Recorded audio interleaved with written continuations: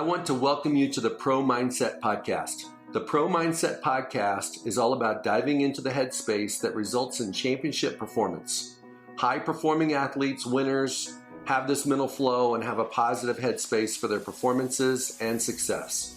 Join me, Craig Domann, sports attorney and NFL agent, on this podcast. I will interview pro athletes, college athletes, football coaches, and sports personalities. Together, we can discover how you can get in the flow and have your own pro mindset.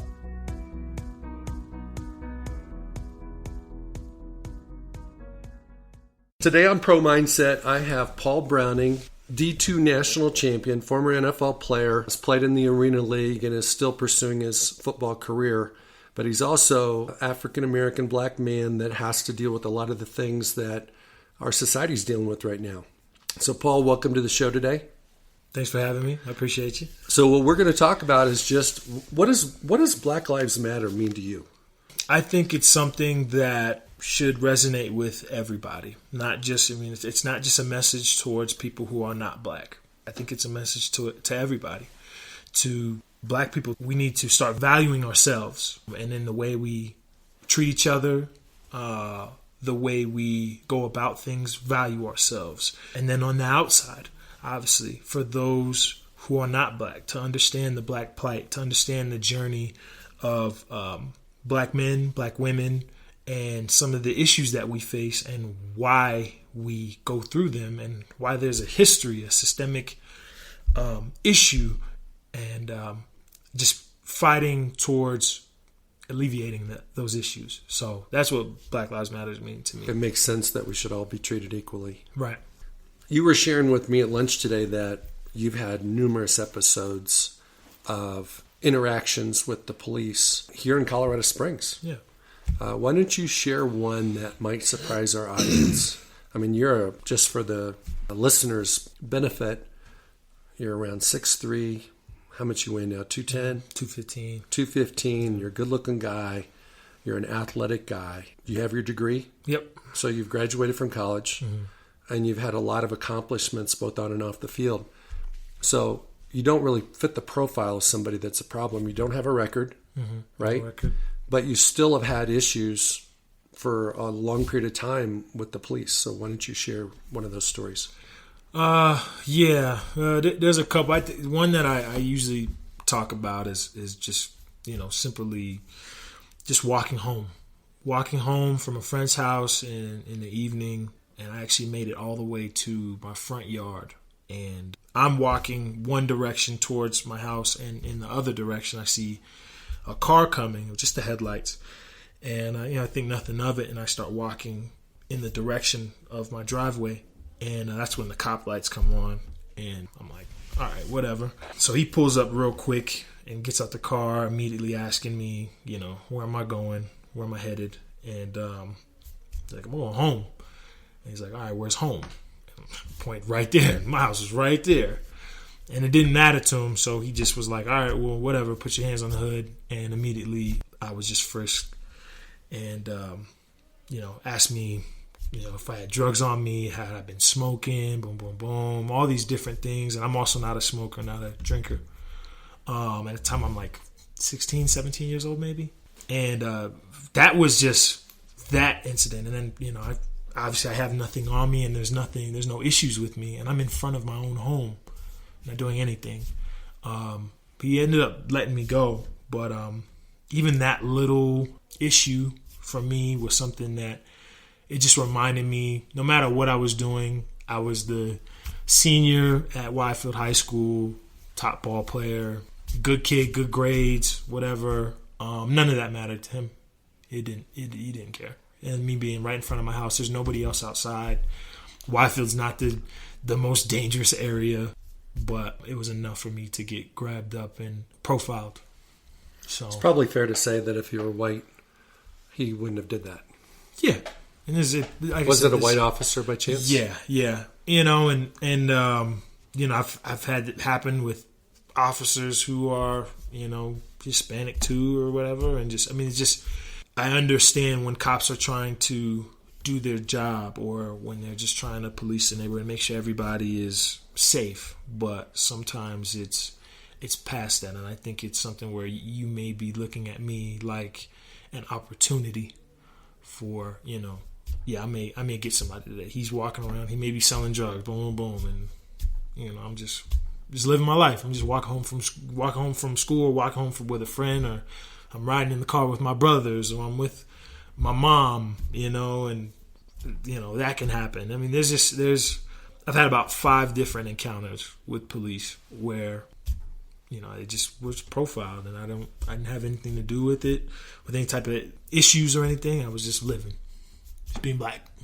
So, a lot of pro athletes talk about the talk, where their parents sit them down and say, "Hey, you got to be careful. You have to keep your hands out of your pocket when you're in a store. You have to make sure that you don't act suspicious when you're in a store and you get people's eyes on you, or hidden cameras, or whatever the case may be." Did your parents ever have the talk with you? Yeah. What's that like? Well, it's funny because I remember being like 8 years old, and there's a movie called Shaft came out, and Shaft is a black police officer. And so I watched that movie. Samuel Jackson's in it, and it's like really engaging. It's a super cool movie. Probably not for an 8-year-old, but whatever. I watched it anyway. So I was like, yeah, like, oh, this is pretty cool, like being a cop or something like that. And it just was one of those realities where parents were kind of like, yeah, I mean, that's great, but you do need to understand that you're not really an ally to the police. Then they don't see you like that. Especially, you're going to get bigger, you're going to get stronger, and you're going to become a threat to the police. And it's uncomfortable because I'm just a kid who just, any other kid, you got kids. Imagine telling JoJo like maybe the cop thing is not for you. I don't know if that's something where, your relationship with cops is not there.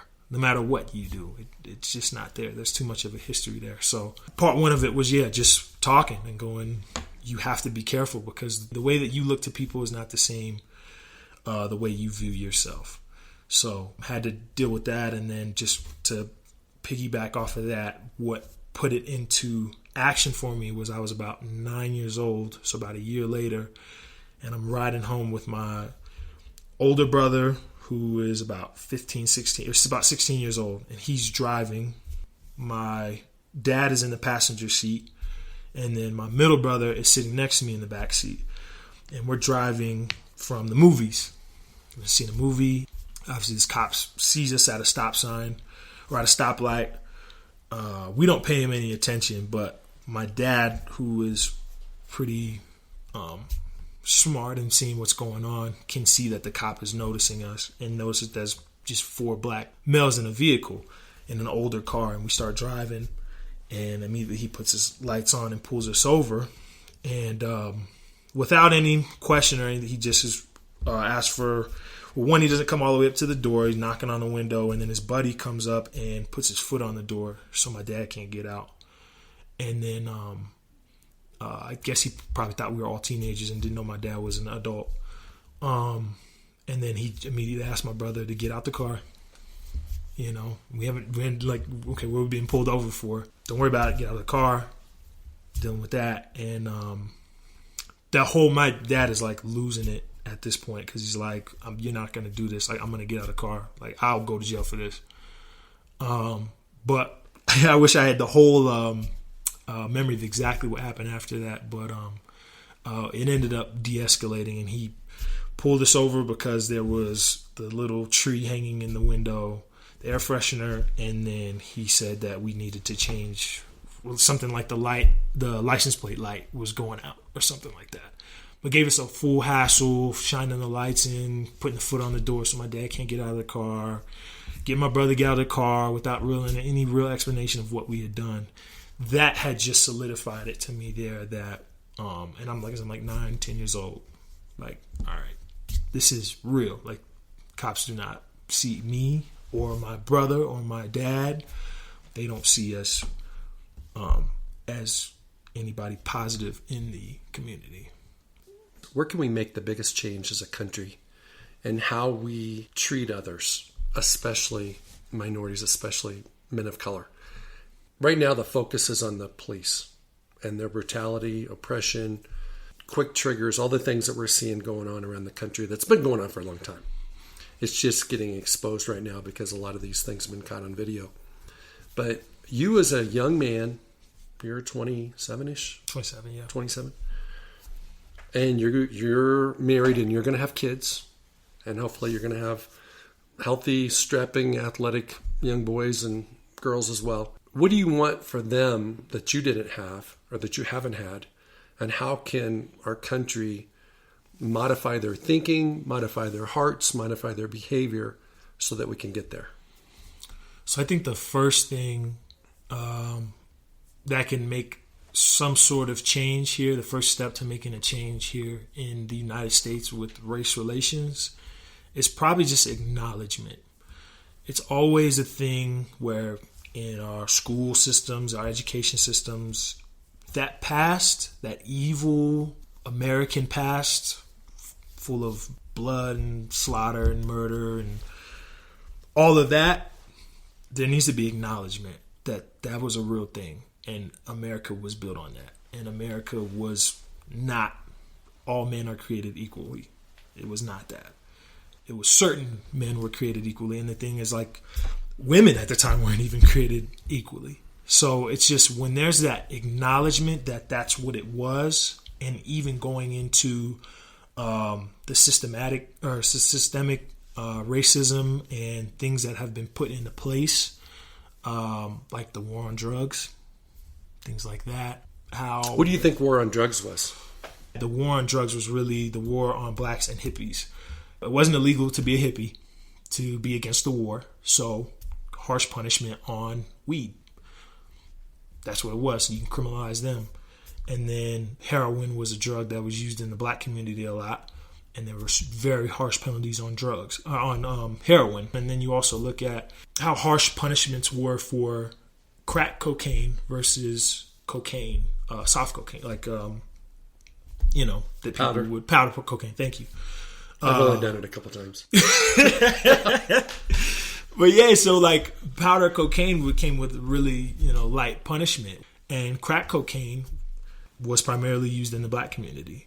The punishment you would get for having a certain amount of grams on you of crack would be a hefty amount. So it's just very different punishments that you were going to see. And that went on throughout the 80s. And then the crime bill by Bill Clinton was just going to be tough on crime, 3 strikes. Some of those things were just really set up. And Bill Clinton admitted later on that it was wrong and it was something that was an issue and kind of used against the black community. It's just some of these things they're out there. It's public knowledge. And I don't think many people care to know about it, care to admit it, care to think about some of these things. And it just comes off like black people are the root of their problem and we're lazy and we're not fixing our community. It's just, it falls back on us. And it's like, well, there needs to be some help because there was no assistance. There was no real help after slavery. And that's that's a whole different topic there. It's just, I think that's the first step, is just the admission that there are race-related issues, and they're deeper than just what you see. They're deeper than what the media will tell you it is. It's much deeper. And when we do that, I believe in the good in people and the best in people. And I think that we all can come together and create things and pass bills or whatever we need to do to make the country greater and make it something where everybody can feel comfortable and equal. And also, I'm with the police. I like the police. It's like we need to be protected from those who do not have the best intentions for us. That's just one thing there. Let's shift to the football arena. Mm-hmm. So predominantly 70% of the NFL are men of color. Mm-hmm. Did you experience discrimination in your football journey, or was that a safe haven? For the most part, I would say it is a safe haven. Dealing with discrimination, and this is tough because it's tough. I would never want to say anything that would indict somebody or whatever. especially a lot of the coaches and people that I've ran into in my life and talked to, and the places I've been. When you're a part of a football team, it really is a group of guys who are all trying to achieve something, regardless of race, religion, anything.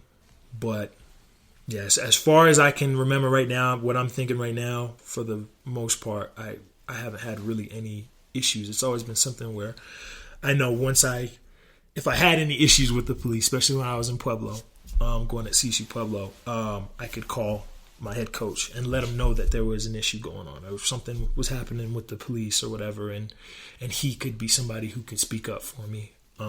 Now, so you had some protection a little bit, right, in college, but at the same time, how deep is that?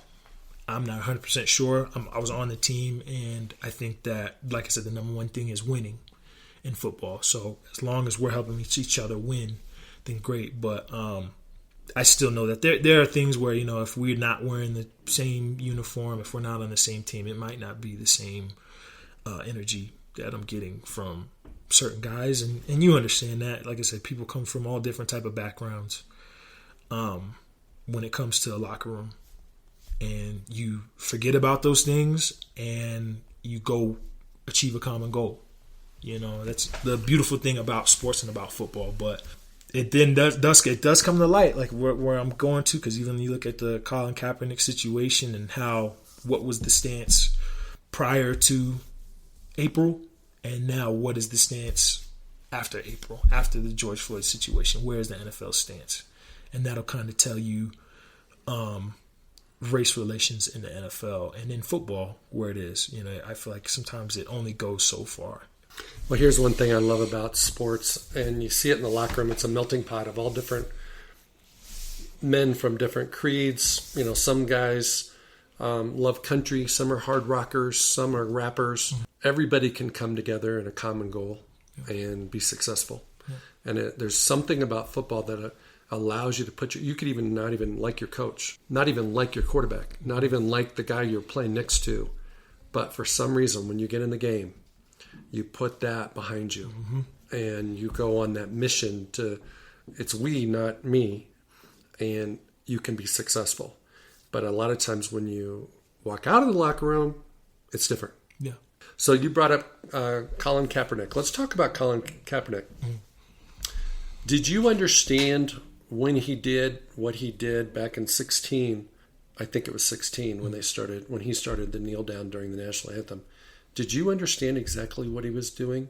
Yeah, 100%. I think even right before that, because I think that was the season after I left Cleveland and Carolina in 2015. It was 2016. And I believe in 2015, getting ready to go to Cleveland, I remember there being plenty of players in Cleveland who were upset about, I don't want to mess this up, Freddie Gray.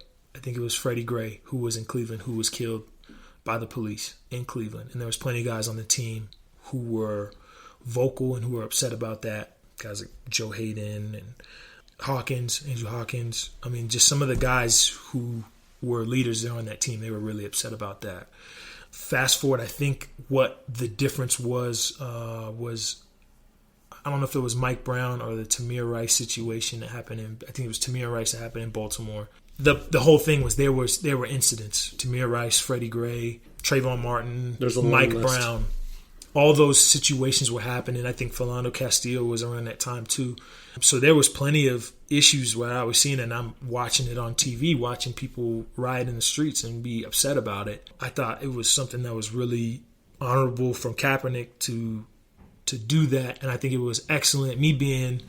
My dad was in the military. My dad was in the Army. So being a military brat and understanding, for him having the understanding to reach out to somebody like the Navy SEAL that he reached out to in order to kind of figure out what would be the best way to do this protest.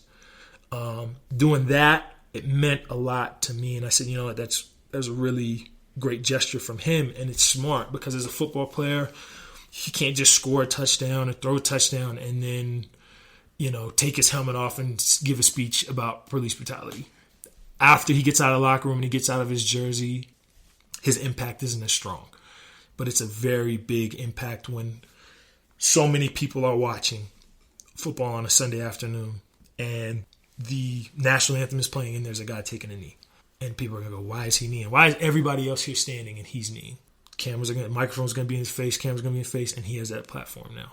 And I thought it was smart. How everything happened after that, I can't really speak on.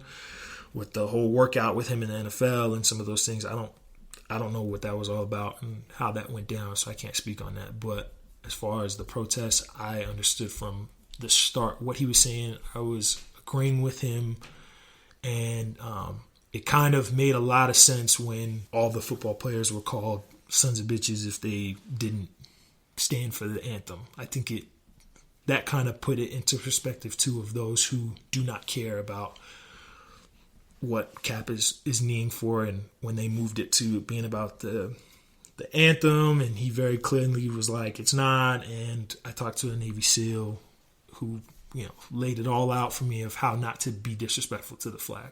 I think that's a much misunderstood time period because it's clear that Cap was protesting the treatment of blacks by our police. It's very clear. But it was framed that it was disrespect for the flag.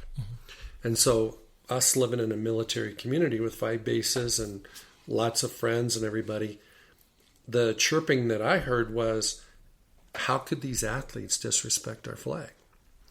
They weren't seeing the real issue. And I think that whether it was politicians that did it, whether it was whites that did it, whether it was the NFL that did it, I'm not sure. But the message didn't come through unequivocally that this was a police brutality issue. Yeah. And I think after the video of Floyd, it became very clear what Kaepernick did. And I don't think in my lifetime I've ever seen a guy so misunderstood get put back in a positive light overnight. I mean, less than a week, Colin Kaepernick went from being the villain to the hero. Mm-hmm. And I also think that a lot of institutions, a lot of white people also realized what was going on. And so we talked about it earlier today that, in MLK's I Have a Dream speech, he talks about police brutality and oppression 2 different times. Yeah. And I think that a lot of white people, because they're not treated like you have been, they don't have to look over their shoulder. They're not getting pulled over for no reason. They're not they're not suspected of things like you are when you go into a convenience store, you go into a clothing store. They don't get it. They don't get it. And so black people have 2 choices. They can take the approach of white people are stupid, or you can understand that because you can call it privilege, but because we're living in the environment that we're living in, we don't see it. Okay? And so until you have friends that are black and they share these stories, and that's why I'm doing this podcast with you and this interview with you, is just to bring some of this to light. When I was 9 years old, I never got pulled over by a cop. When my dad and my brother were driving around, we didn't get pulled over. So it's difficult to understand something you haven't experienced. So I think that when I ask you your stories, I think you need to share your stories. I think all the guys that have been discriminated against and mistreated need to share their stories. Because by virtue of sharing your stories, people can go, that's not the life I had. Mm-hmm. That's not the childhood I had. That's not the experience that I had with the police. And then all of a sudden you increase the awareness. Yeah. And then people have a choice now to either empathize and understand or ignore. Right. And I think most people with a good heart that are intelligent are going to understand. So, yeah, it's all about, like you said, empathy and kind of just, but it's hard for human nature. I get it. It's hard if it's something that's not necessarily an issue to you, and I get it. This is America. I 100% believe that if you really work hard and you really prepare yourself and you put yourself in the best situation, you can make something of yourself here. You can come here with nothing and become something. I truly believe that. And every kid who's in the poorest of neighborhoods around drugs and violence, you can still make something of yourself, and you don't have to be a ball player to do it either. You can really, you can apply yourself and do something and become something. But I do also understand. I mean, and that's like with saying that, just also having the knowledge to go, well, there are also things that are there that you cannot control. The variables that are there that you cannot control. Where if you put 8 out of 10 people in that situation, they are gonna fail. They're gonna fail at life because there's no libraries in their neighborhood. There's only liquor stores and drug stores. Gun stores in the neighborhood. So, just being able to understand that. And I wish that you could even, because you're a parent and you understand being a dad, just talking to really my mom. I think my dad doesn't vocalize it as much about, being worried about things. But if I could show you the text messages and the emails and some things that my mom would send me just because she's worried. She has 3 black sons. And the statistic is 1 in 3 is going to go to prison. So, and that's a real statistic. 1 in 3 black men is in prison. So, it's just, that's one of the things. So my mom will send me different emails, certain things like, hey, like, remember this, like how to deal with the cops when you're pulled over. Hey, be careful. She'll call me on a regular day. Hey, the cops are out. I see them all out. Just be careful. Drive safe. Don't put yourself in no position, So, and like I said, I know I've been harassed with my dad, and I've been harassed right in front of my mom as an adult by the police, and so she understands, and my dad understands. If I could have my mom like even voice it even more, because it hurts sometimes, and just seeing her kind of be so worried about things. About I'm like, Mom, I'm good. I'm not a troublemaker. I don't do those things. I don't drink. I don't drink and drive. I don't smoke like that. I don't do none of those things. I don't do none of that. So I'm a good kid. But she understands it's not about if you're a good kid. Sometimes just run into the wrong guy. So there's no question that we have systematic oppression and inequality, unfairness, suspicion. You can use the adjectives that fit. Between the police forces and black men, young black men. In your lifetime, where else have you seen discrimination that's systematic in your education, in the real world? Where else do you see that? Because it's not just in the police force. Yeah, definitely in the school systems, 100%. There are certain curriculum that is taught. I'm not going to learn about. I didn't learn about any of the black history that I know. I didn't learn it in school. I learned that from my parents. I learned that from the books that we had in the house. The books for black people to understand their history, to understand what's been going on in our in America and how to maneuver things. What's the biggest thing that you've learned through your heritage and through your parents that they didn't even cover in school? The biggest thing I learned from them? Mm-hmm. Shoot. I think there's many. I guess one example would be something like the Black Panthers and how important it was to have that type of community leadership. People who came in who were going to protect the community the way that they did. And for those listeners that don't know what the Black Panthers are, give us an overview of what the Black Panthers did. Yeah, the Black Panther Party, I want to say they were started in Oakland. I don't want to mess that up, but I want to say that they started in Oakland. But just to protect their community, there was a lot of police that would come into the community and just harass, assault different people of the community. And the Black Panthers was just formed to be black men, black women who were armed.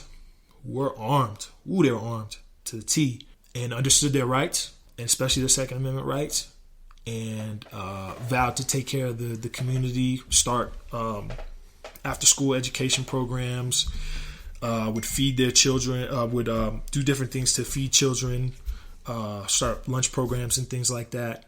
But that was a group that was created, like I said, I want to say in like 60, 8 or so. Man, I may be wrong there.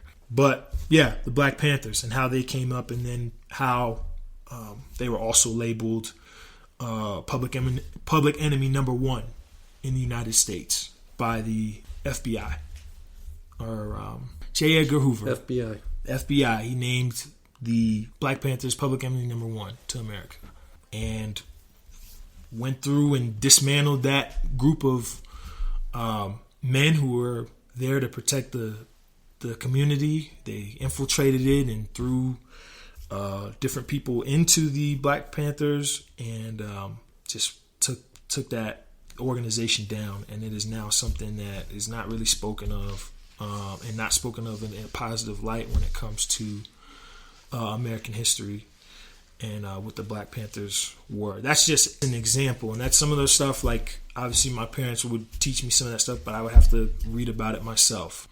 Some of the things that you just have to look at, and the criminalization of the black man, that's something that I didn't learn in school. That may be even greater than the Black Panthers, and how that started. I mean, you talked about it earlier today about the 13th Amendment and what that really meant, and how that had its little hidden agendas in there for, okay, the slaves are free, but we still need this slave labor.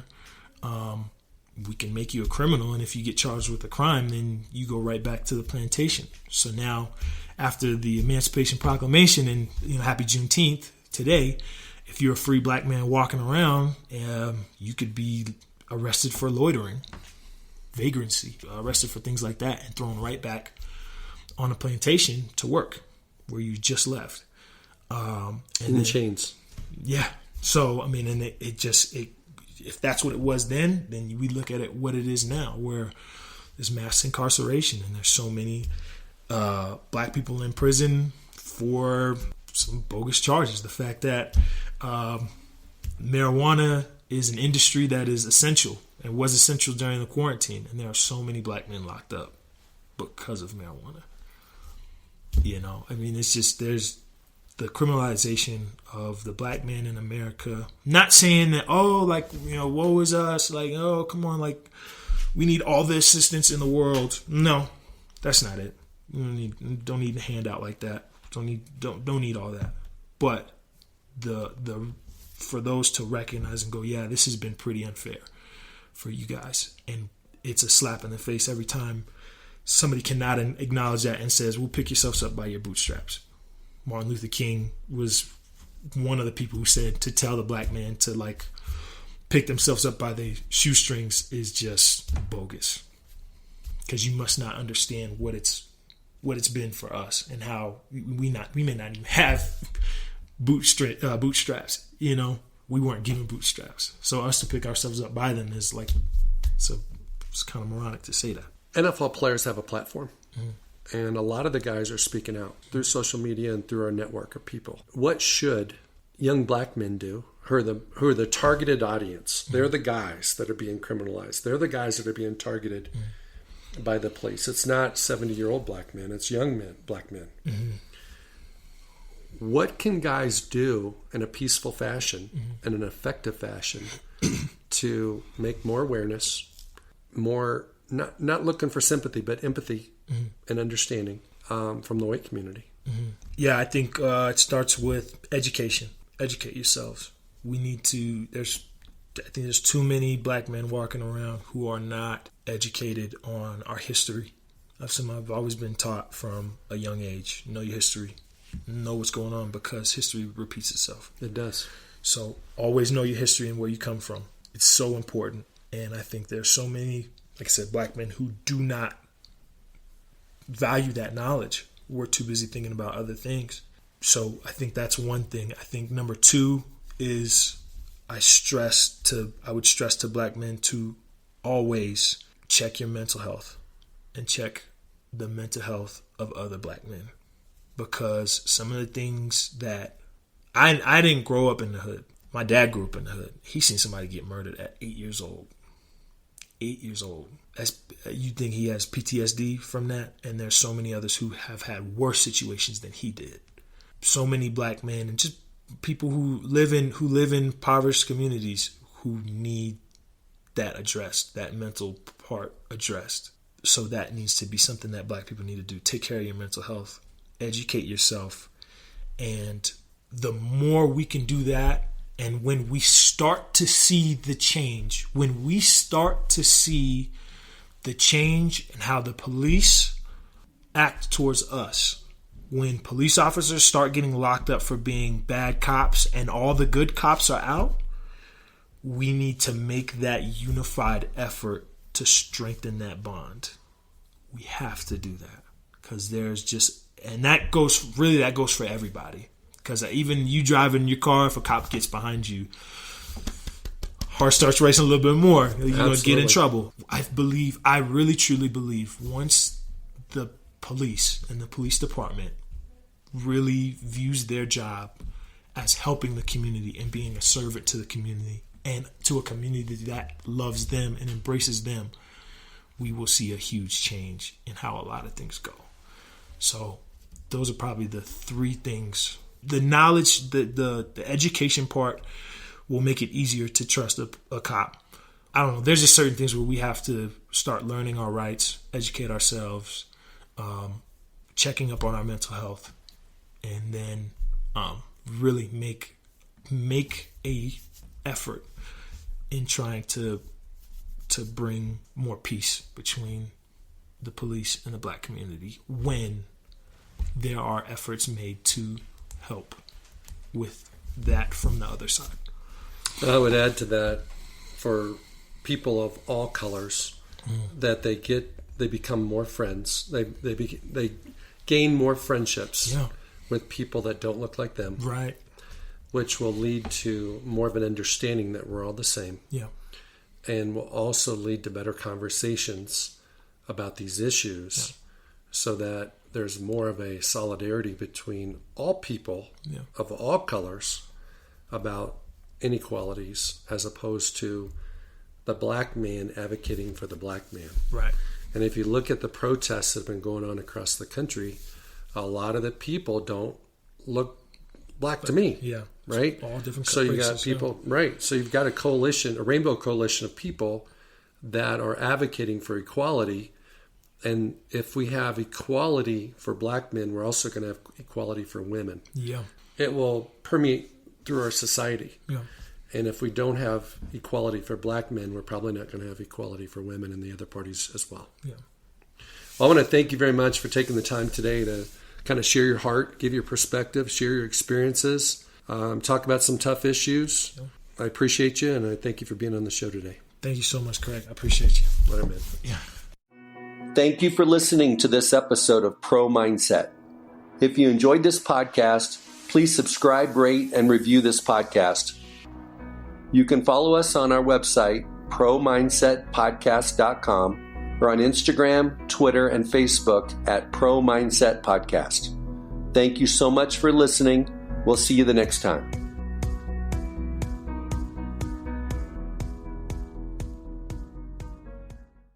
Did you know that an estimated 124,000 tons of food scraps are thrown away each year in Montgomery County? Reducing food waste begins with you. Plan meals in advance, make a shopping list and check expiration dates. Cook the food you buy and cook smaller portions. Save extra food in reusable containers.